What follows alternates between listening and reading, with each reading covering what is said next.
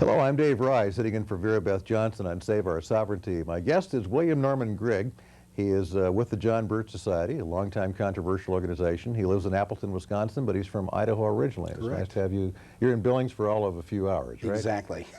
A whirlwind tour of Montana. You make your living as the senior editor of the Birch Society magazine, which is called The New American? New American, correct. Okay, how much actual editing does that involve? It involves a fair piece of editing, but most of what I do involves the conceptual end of things. That is to say, I collaborate with my associates to choose topics to write about. I do a lot of the writing and a lot of the first and final draft editing as well. Okay, how much of the time are you on the road as a lecturer? It varies, anywhere from 3 to 4 months to 2 to 3 weeks. This year, fortunately, I'm only out for 3 weeks. Okay, fortunately, because you have a wife and family. Exactly, a wife and 3 boys. Okay. One of the things you're talking about in Billings is what you're calling the global gun grab. That would be news to most people, and it is to me too. What's that all about? I attended last July's Small Arms Conference at UN headquarters, and that was the first time that the United Nations had ever overtly called for global regulation of the civilian possession of firearms. And the consensus achieved last July at that meeting called for international regulation of firearms possession by non-state actors, meaning with a special emphasis and a special focus on the gun-owning population in the United States, which was identified as that to world peace. Why the United States? Because we're the biggest nation of individual gun owners or something biggest like that? and most powerful nation and the most armed in terms of the sheer numbers of people who possess firearms. Arguably, the rate of firearms ownership is higher in Switzerland, but there are more gun owners among the civilian population in the United States than in any other country. One of the figures I heard at this conference was that there are something on the order of 400 million firearms in private circulation here in the United States, and that this quantity exceeds the total amount of all the world's armies and all the world's police agencies combined.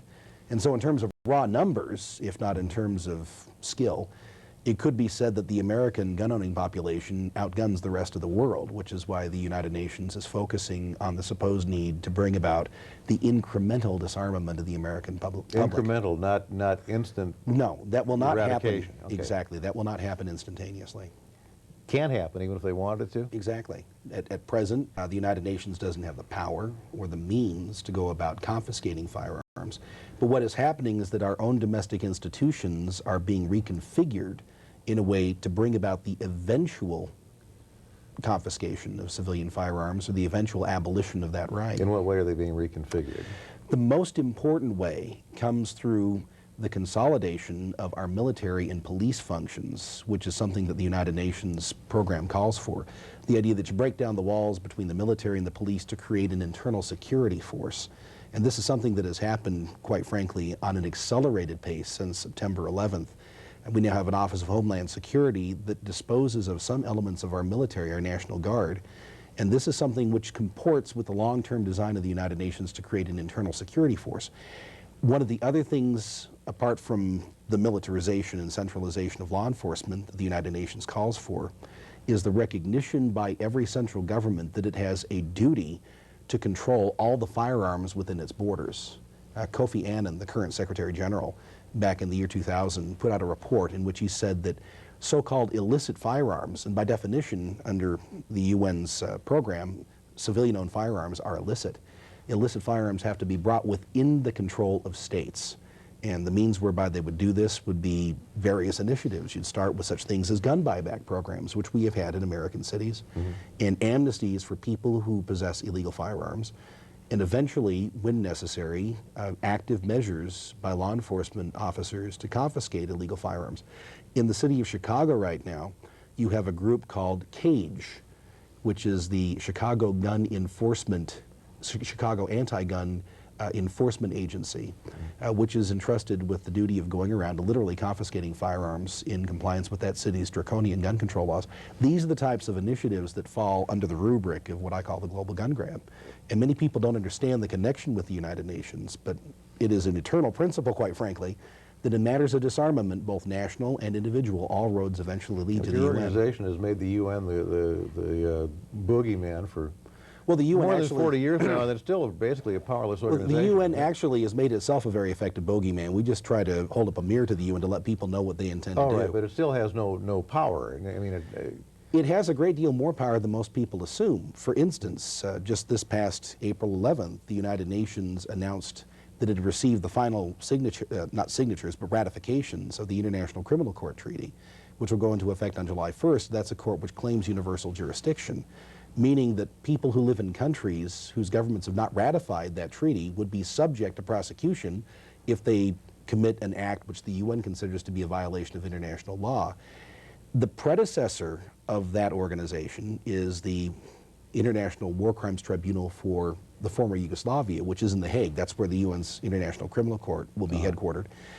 In order to prosecute suspects, the United Nations, acting with its allies and with compliant national authorities, has actually kidnapped people to put them on trial, former political leaders, unsavory people like Slobodan Milosevic, for whom I bear no brief, obviously, literally was kidnapped under pressure from the United States directed at the former Yugoslavia in order to deliver him to The Hague. There also is a movement afoot to extradite the current president of Serbia to stand trial before the International Tribunal for The Hague. That's another really interesting precedent. As that applies to Americans, the most troublesome precedent involves a Rwandan pastor by the name of Elizifan Ntakarunimana. He was living in Houston, Texas in 1996. He fled from Rwanda during the horrible genocide that ensued in 1994. The United Nations demanded that he be extradited from this country. The FBI, our FBI, acting on orders from the United Nations, arrested him and detained him for the purpose of extradition. It took about a year and a half or so to work out the legal machinery for extraditing him to a UN court in Tanzania because there was no existing extradition treaty. And finally, the Clinton administration was able to find a federal judge that would sign off on the illegal extradition of this American resident to stand trial for things he had supposedly done in Rwanda. That's important because a legal resident alien in our country, somebody who comes here in compliance with our immigration laws, enjoys the same procedural rights and immunities as an American citizen. So you have a precedent here under which an American citizen could face UN justice, be extradited by our country in compliance with UN treaties and conventions. Back up a minute. You said the FBI acting under UN orders. Yes. I didn't know the FBI ever acted under UN orders. The FBI not only acted under UN orders to arrest Pastor Ntakarunimana, it was involved in securing the so-called crime scene in Rwanda under UN supervision. So that illustrates what I'm talking about in terms of the efforts to modify, to adulterate, to subvert our own institutions in compliance with our so-called international You're mind-boggling me obligations. in a minute. In a way, I've tended to think of the FBI as strictly a domestic organization. You know, that doesn't go overseas. I mean, if there's something happening overseas, that would be the CIA's responsibility. Yeah, it's right? assumed a much higher profile in matters of international organized crime since 1994. On July 4th of 1994, former FBI Director Louis Freeh went to Moscow to sign an agreement with the Federal Security Service, the FSB, in Russia, under which the United States FBI would plant an office in Moscow and send agents throughout the countryside. And the FSB, which is the renamed KGB, would send officers to the United States to train at Quantico, Virginia at the FBI's academy. And since that time, the FBI has opened offices in Hungary and in Beijing and elsewhere in the world. They're becoming really, quite frankly, the GBI, the Global Bureau of Investigation, rather than the FBI. All right, but if a UN person gives them an order, how can they follow that? Can't they just say, hey, I take my orders from the president or from the Congress or something like that? I hope they would say that their chain of command doesn't terminate with the United Nations Secretary General, but with respect to the FBI and unfortunately with respect to our own military, there are many circumstances in which the UN has operational command over American law enforcement and military personnel because we are giving that command to them, not because they're taking it by force, but because of actions undertaken by our own leaders that are delivering these elements of our government over to the operational control of the UN. Is there a timetable for this global gun grab? I don't think there is a firm when could it timetable. likely happen? I mean, that sounds like such a slow process it wouldn't occur during our lifetime. It may or it may doing not. it incrementally. I think one of the things that is happening is that abroad, where the United Nations has the means and the opportunity, it actively and aggressively seeks to disarm civilian populations.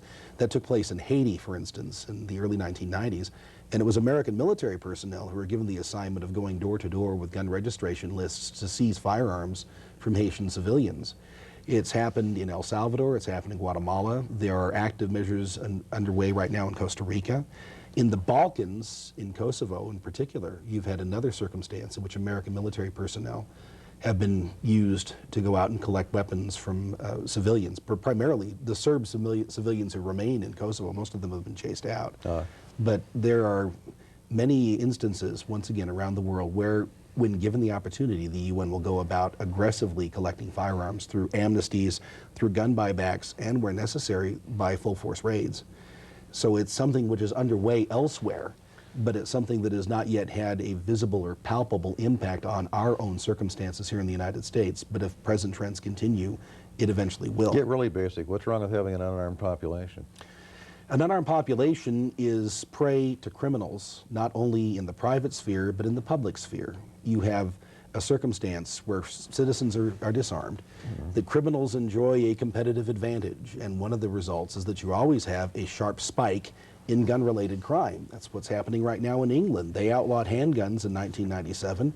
Since that time, they have had an escalating campaign of armed crime as criminals enjoying their advantage have been preying upon the disarmed civilian population in Great Britain. That's one problem. The larger problem, however, is that if a government itself becomes corrupt, if a government itself becomes a criminal syndicate, an unarmed population becomes fodder for genocide. That's happened in the former Soviet Union, that happened in Nazi Germany, it happened in Cambodia, and it happened in 1994 in Rwanda under the very eyes of a UN peacekeeping force. So there's sort of a two-pronged problem here. You become vulnerable to criminals in both the public and in the private sphere. And the disarmament of law-abiding civilians historically has been an indispensable precursor for genocide or other forms of political mass murder. One of the things I like to say is that St. Augustine, in his work The City of God, pointed out that justice being taken away, what are kingdoms but vast robberies? A government that's not committed to protecting the rights of the governed is a criminal syndicate. But it differs from private criminal syndicates in one key point, and that is that governments, as criminal syndicates, are much, much better at mass murder than their private sector competition. I like to say that mass murder is the only area of human existence, in which government is more efficient than the private sector? In which government outperforms its private sector competition. Very good point. I have the impression that British police are unarmed a lot of the time. They're not anymore. Right? They're not anymore? No. Was that true? That was true. We used to hear about their pride in having their bobbies who didn't carry guns and things like that. The Bobby is named after Robert Peel, who organized the British police agencies.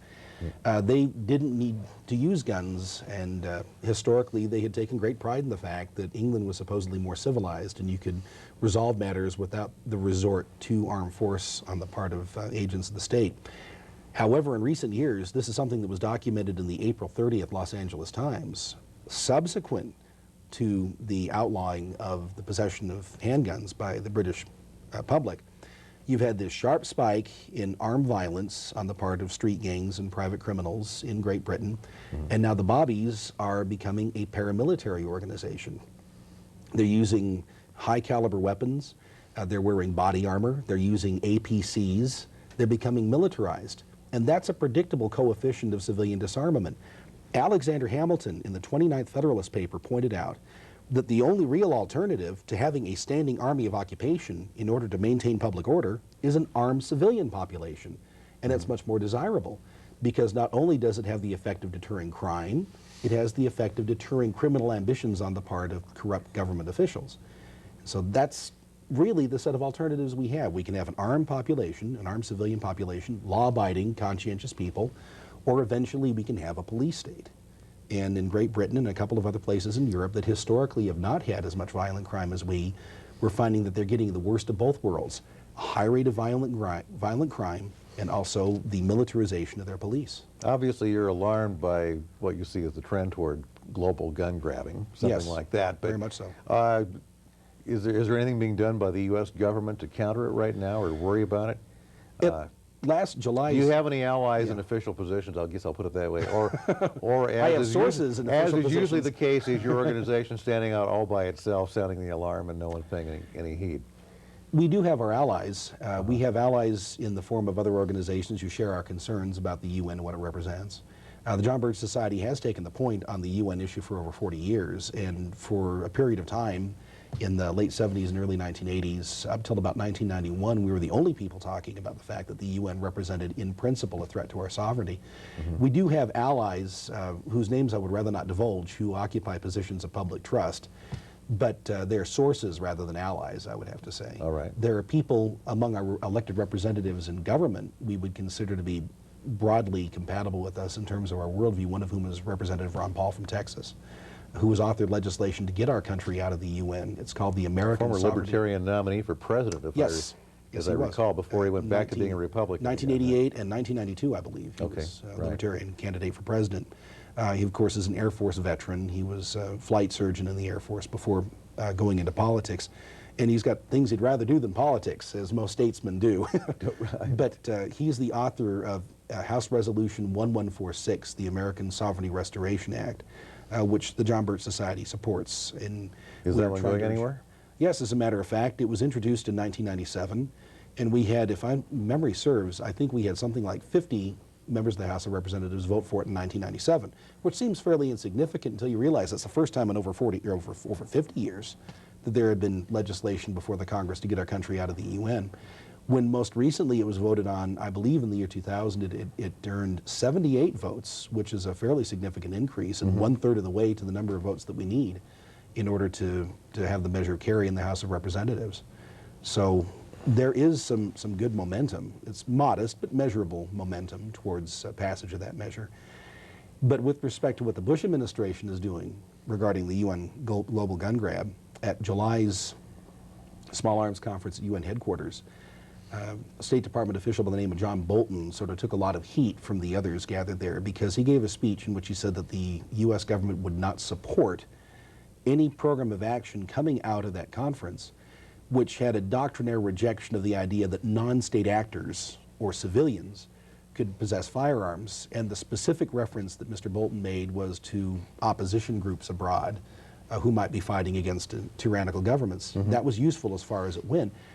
The problem was, with respect to our own domestic situation, Mr. Bolton said that America has a long and proud tradition of private ownership of firearms for recreation, for hunting, people who own private gun collections as a historical interest and things of that sort. And that's all very well and good, but he didn't mention the fact that firearms historically have been a tool of self-defense for Americans, and historically they have been regarded, especially by the founders of our country and the drafters of the Constitution, as an ultimate check on the ambitions of our own government should it grow corrupt.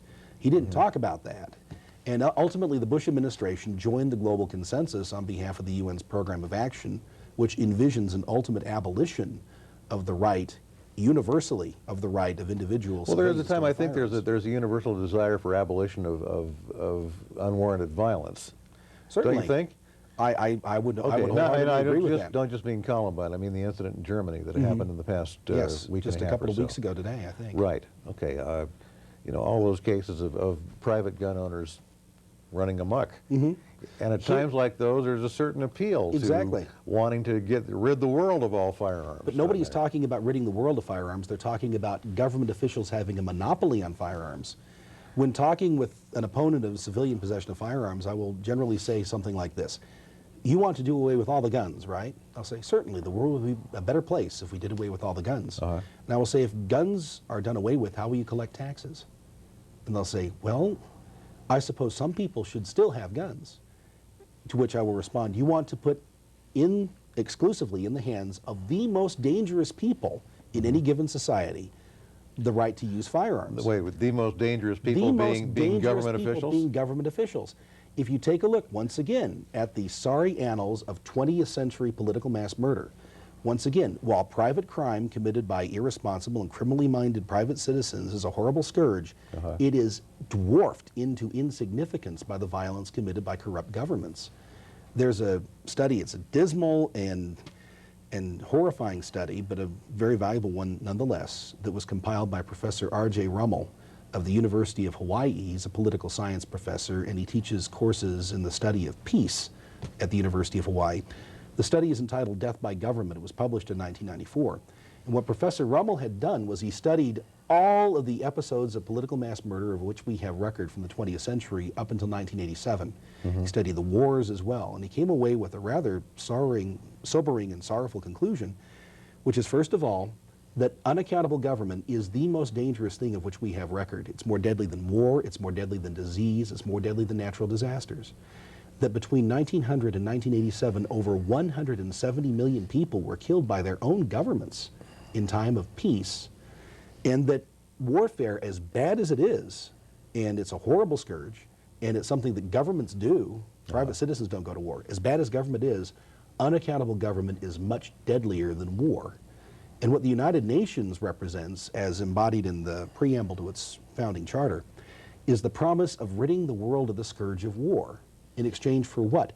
In exchange for the centralization of political power in an unaccountable elite that ultimately would have a monopoly on the use of force, recreating on a global scale the conditions that Professor Rummel analyzes and defines as the precursor for mass murder. And I don't think that's a really good exchange, quite frankly. Can the argument be made that people who elect a corrupt or murderous government get what they deserve? You know, H.L. Mencken thought so. He said famously that democracy is the theory that the people know what they want and deserve to get it good and hard. But the problem here is that often what you will have is one man, one vote once. I mean, in 1933, in the crucial election... That was my next question. Did the German people deserve Hitler? I don't think they did. I don't think anybody deserved for Hitler. Well, a plurality of the Germans voted for Hitler, and not a majority. Slightly smaller plurality voted for the communist candidate. Between those two movements, and Stalin, of course, had ordered the German Communist Party to support Hitler, the operative phrase for the German communists was "Nach Hitler kommen wir," after Hitler we come. And so they supported the election of Adolf Hitler on the assumption that he would so immiserate the German population that the field would be cleared for their ascent to power. And the problem here is that there was a large and very civilized element of German society that didn't understand what Hitler represented because he had disguised his ambitions. Here was somebody who was a creation of the dregs of the Bohemian counterculture in Germany, who had disguised himself as a champion of middle-class values and the savior of the economically strapped Germany. And after he was elected, one of the first things that happened, of course, was the Reichstag fire, the Enabling Act, which gave him total power. And he immediately began to undermine and subvert all of the checks and balances that existed under the Weimar Constitution. And one of the things that he immediately did was to start consolidating, militarizing, and centralizing all of the formerly independent police agencies of Germany, put them under the control of his own party, his ruling party. And by 1938, the National Socialist government in Germany had begun the active disarmament of everybody but Nazi Party officials and civilians who were allied in some way with the Nazi Party.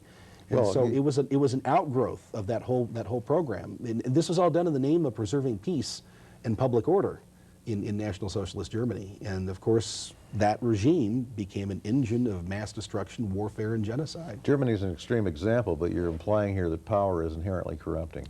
Power is inherently corrupting. We enjoy, as Americans, no happy immunity to the tendency for corruption that we recognize in other governments and in other people. Our founding fathers knew that. They wrote a constitution to limit what they could do. Their operative assumption is that they could not be trusted with power. I mean, George Washington was the type of a man, for all of his faults, he had the normal allotment of faults. He had an extraordinary allotment of heroic character attributes as well. But he was somebody who would leave the room when praise was being directed at him because he understood his own susceptibility to pride. That's a good measure of the type of men who wrote a constitution to limit by law what they could do as members of the government, the representative government in our republic.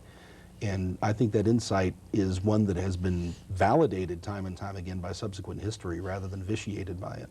Go back to the global gun grab for just a minute. Are we seeing here an attempt at grabbing power by certain people, or are we seeing good intentions gone awry? We're seeing, oh, for heaven's sake, there's nothing more dangerous in politics than militant good intentions. I think that most organizations, the UN not being an exception, that have grand ambitions attract a disproportionate number of people who have good ambitions, who are honorable and upstanding people who want to do good. No organization can long exist if it doesn't attract at least some people who are competent and worthwhile and trustworthy. That's even true of criminal Well, that's the appeal of politics, isn't it? The chance to both do good and do well. The problem here is that the more refined your intentions, the more blind you become, really, to the downside of the powers you're accumulating. And a government which, operating on the assumption that it must be empowered to do good, can either become corrupted by the innate corruptibility of well-meaning people, or that machinery can be seized by people who are less inclined to do good. Until 1938, most of the measures used by Adolf Hitler to consolidate power were perfectly legal under the Weimar Constitution, which had been written with an unduly optimistic view of human nature. The people who wrote that Constitution and created that government didn't envision a possibility that within a few years they would be turning over the machinery of government to somebody who had a psychopathic nature and the intention to set the world in flames. But that's indeed what happened. And the same thing has happened on a lesser scale in other governments as well. And it's something innate in human nature to abuse power once it's given. Is it fair to say that your view of government is also in tune with your view of human nature? What is government but the greatest of all reflections on human nature? All right, what I'm getting at is I guess, basically your view of government is based on the book of Genesis. Am I reading this right? The humankind is essentially fallen by its very nature? Yeah, Okay. I've seen nothing in recorded history. Capable of flaws, capable of all kinds of sins of pride and things like that? Exactly. Okay.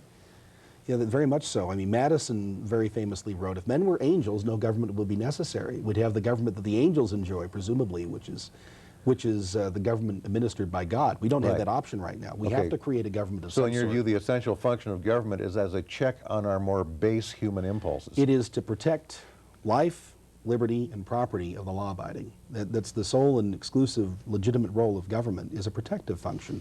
It's, I believe it was John Locke, it might have been John Locke, it might have been Frederick Bastiat, I'm pretty sure it was Locke, who said that government is the communal organization of the individual right to self-defense, which is why we have an army. It's why we have a navy. You know, the army is an interesting situation. Our founding fathers were leery of a standing army of occupation. They had felt the effects of a standing army that was controlled by a remote political elite. And so they inserted a clause into Article 1 of the Constitution requiring that the army have an appropriation lasting no more than 2 years. So that Congress could exercise that type of a check over the possibility of the Army becoming a domestic menace. But Congress is given the right to maintain a Navy being, in concept, a purely defensive shield of our borders and our coastline. And that's a good example of, once again, this communal exercise of the individual right to self-defense. There are things that we delegate to the government that we cannot efficiently do for ourselves. I really don't think we can maintain a private Navy, for instance. No. But with respect Nor to... coin money. Exactly. Well, we could. We could. Tough. I mean, Yeah. it'd be called counterfeiting unless we work for the Federal Reserve, in which case it's called legal tender, but that's another discussion for another time. Right. But with respect to the protection of one's home, one's family, one's immediate community, that's a function we really cannot delegate to government. And we shouldn't want to create a government in which we would be under the constant protective scrutiny of government. That would become what is commonly called a police state. I don't really like to use that expression because I think that puts police into a bad light. I call it a robber state rather than a police state. But you're implying here that any organization that can protect you can also oppress you. Yes. At the same time. It can. Right. And that's one of the It's reasons. easy to fall from one category to the other. And unfortunately, in most places today, whether you're talking about in Asia or in Africa or in Latin America, some places in Europe, the police serve the function of protecting the regime at the expense of the rights and liberty of the governed. There was a really interesting discussion at the UN Small Arms Conference during one presentation on the abuse of firearms in Central Africa. There's a fellow from, I believe, Sierra Leone by the name of Isaac Lapia, who talked about the fact that almost all of the gun-related violence in his country was being carried out by the government and by militias that were controlled by the government. Very interesting disclosure. He was the only person in that entire 2-week conference to admit that the people to whom the United Nations wants to give this monopoly on firearms are the leading offenders through firearms violence of the rights of innocent and law-abiding civilians. If we are concerned about what you're calling the global gun grab, what's the alternative? What to do other than fret about it? Is Is there a place of action? Write letters to members of Congress? Well, Obviously, join your organization, I'm sure is something you'd say. I think that's something that would be very useful. I made that decision in 1993 precisely because I didn't want to be paralyzed by a sense of impending doom, as too many people who share my opinions have ended up being. But with respect to the UN, we have to confront the threat while it's still largely potential. Our founding fathers, when they decided to withdraw from a globe-spanning empire, Right. were fighting a war based on a claim of power, excuse me, That's okay. that had not yet fully matured. They were rejecting in principle the claim of the remote government of Great Britain to tax us without representation, to arraign Americans before foreign courts that were not recognized by our laws, to station their soldiers among us as peacekeepers. You have the same things happening right now with the United Nations. A few weeks ago in Monterrey, Mexico, the UN convened a summit for the purpose of discussing the possibility of the UN assuming the taxing function in order to maintain its peacekeeping function. In other words, the soldiers collected from the various nations of the world that belong to the UN who are deployed for the purpose of enforcing international law. Taxation without representation is tyranny, we are told. The United Nations is talking about devising various means of taxing Americans and others in order to fund its non-representative ambitions. And now, of course, as I mentioned previously, they're developing the International Criminal Court, which will go into effect on July 1st of this year. One of the specific grievances mentioned in the Declaration of Independence was the fact that King George and his government were arraigning Americans, taking them overseas to stand trial before foreign courts. And that's what the ICC represents in principle. So you have to fight the threat in principle before it becomes embedded and established in an active threat to liberty. Right.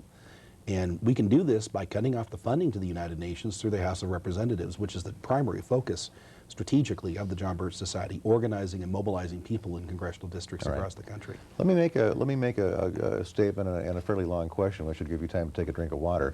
Thank you. By the way, I know you're fighting a cold and a cough, and you're just kind of waiting out this day before you can go home tomorrow. Exactly. A couple of more appointments to get through, and after that, I appreciate you doing that. So, I appreciate the opportunity. I've had commitments when I'm sick before, and they're difficult. No fun at all. Difficult to be at the top of your game.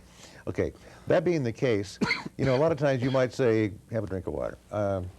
You say, I'm from the Birch Society, and people will right away think, oh, you must be some kind of right-wing nut, right? Because that's how the group is portrayed. That is the caricature, yes. In the mainstream media. And I would think in your case it must be particularly difficult to be employed by them and to be their public spokesperson and to go around and then right away people assume that you're some kind of flake, just right off the bat. You go through a problem like that or not? On occasion. Okay. On occasion. Not all the time? No.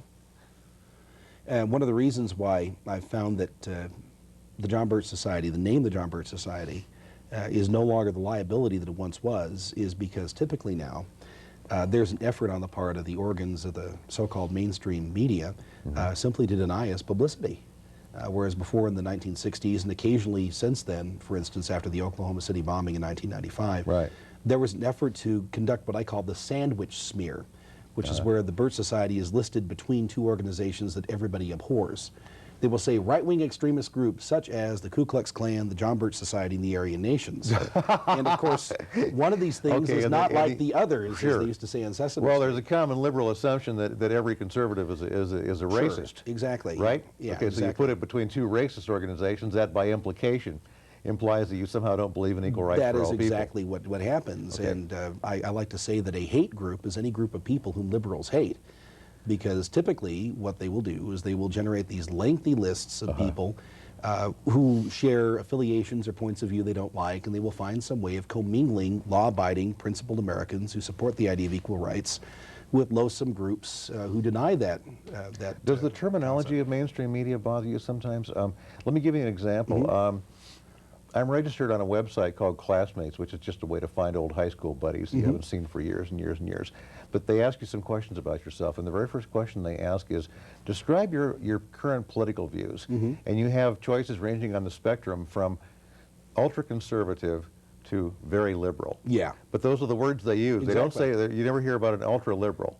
You never do. Only very liberal. You never hear about a left-wing extremist. You never hear about a left-wing hate group. One of the most egregious and consistent violators of fair play in that respect was Anthony Lewis, who was a New York Times columnist. Liberal columnist for the New York Times. Ultra-liberal, if I can use that phrase. Exactly. Right? Okay, yeah. Occasional columnist today. I had the opportunity in 1996 at a conference of the American Bar Association in Washington, D.C. to corner Anthony Lewis and very politely ask him about that. I said, Mr. Lewis, I've read your column now for a number of years, and from time to time you will make reference or devote an entire column to the subject of right-wing hate groups. Is there any such thing as a left-wing hate group? And he chewed over that question for about 15 or 20 seconds, and finally he said, grudgingly, I suppose there could be such a thing.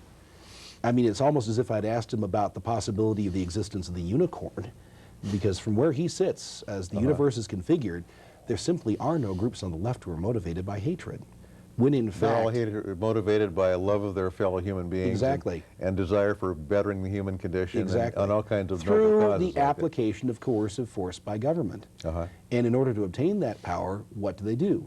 They make an appeal consistently to the basest elements of human nature: greed, avarice, ambition. They will find hate targets, the wealthy, dead white European males and so forth, as mobilizing elements, or what I believe was Eric Hoffer who called them unifying elements. They'll find some kind of a unifying element. They will use this as a way of engendering passionate hatred on the part of a mass of people. They will use that to propel their political ambitions, to obtain power in order to coerce people to live in what they consider to be a better way than they are presently living. That's how the left mobilizes power.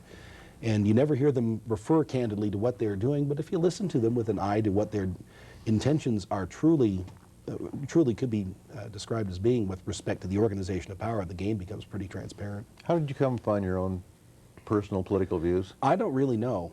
I remember when I was young, when I was, I believe, 16, it was the year that the SALT II Treaty was being discussed, the Strategic Arms Limitation Treaty with the Soviet Union. Right, okay, we're talking about 1979 roughly? Yeah. Okay. And I remember at the time starting to read a little bit about disarmament, about strategic arms talks, about the history of the Soviet Union. And as I read, I became quite disturbed.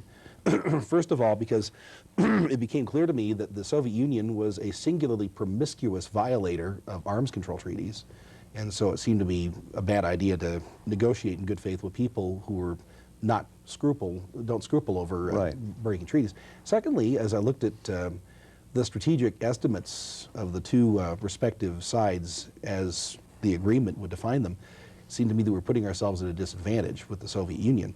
Turns out that was an unduly pessimistic assumption, because the other thing I discovered at the time was true, which is that for some perverse reason, we insisted on subsidizing the military-industrial complex of the Soviet Union through aid and trade and various types of programs. That began a process, that realization began a process where I was starting to look critically at what our own government was doing, and I realized that a lot of what we do that puts our national interests at risk is actually the result of policies that are, let's be charitable, profoundly misguided at best on the part of many members of our government. But you weren't personally, say, conditioned by your parents to think in a certain My parents direction. are apolitical. They're not indifferent to politics, but that's not their primary Okay, but focus. they wouldn't have guessed that you'd be doing this.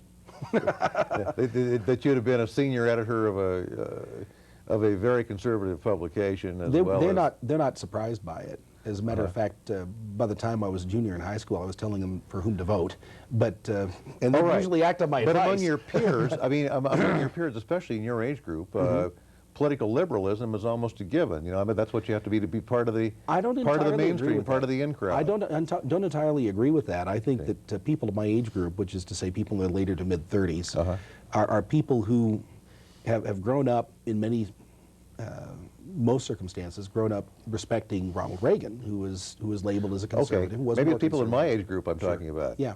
Which is late 50s. Yeah. You know, and we were always told liberal equals fair, balanced, just, kind, well-intentioned, and conservative equals reactionary, inhumane, you know, racist, you know, you name it. You have blah, this blah, blah. Manichaean dichotomy between the sons of light and the sons of darkness. Exactly. The You know, liberals are the former. and sure. Yeah. Conservatives are the princes of darkness. Exactly. I do, however, rebel at the notion that the political perspective that the organization represents, the John Birch Society, could be called conservative. We consider ourselves constitutionalists.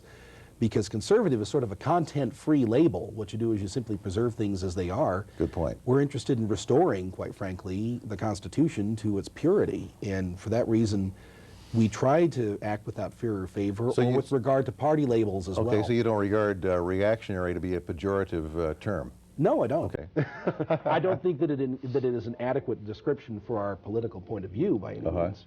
We're not at all reactionary. As a matter of fact, we believe that genuine human progress comes when government is confined to its proper sphere and people can exercise the full breadth of their creative And I've got to gifts. cut you off right there. We're down to our final 10 seconds or so. My guest has been William Norman Grigg. He's with the John Birch Society, senior editor of the New American Magazine. He's in Billings just for a day. I hope you've enjoyed him. I certainly have. Thank you for watching.